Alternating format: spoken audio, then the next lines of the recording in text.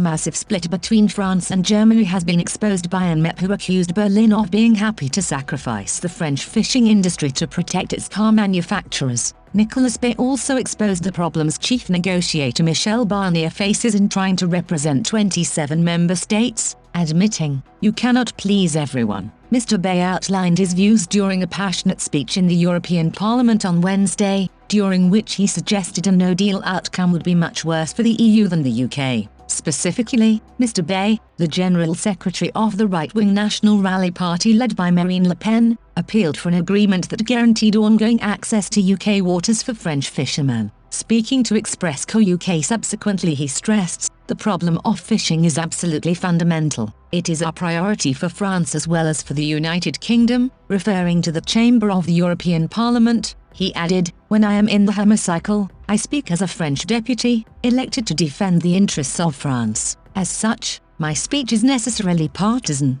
and it is especially so since I am also elected to the Regional Council of Normandy. However, Norman fishermen critically need access to British waters. The opposite is also true for certain products such as scallops, just as the British voted in 2016 to quit the bloc in order to better defend their interests." Mr. Bay said he had a similar responsibility to his countrymen. He explained, "Just as the British decided, by referendum, to leave the EU to better defend their interests, I must ensure that French interests are preserved. I fully understand the position of London, but this is a competition, it's every man for himself. And it is indeed by negotiating, so that everyone can best defend their needs, that we can reach a compromise that is beneficial for all." He added, "This is why the attitude of Germany, which has limited fishing interests, is shocking. Berlin seems ready to sacrifice French fishing in the name of an agreement that will maximize German profits in other sectors such as the automotive industry. That's the whole downside of these kinds of negotiations, which we have to do between ourselves first, the 27.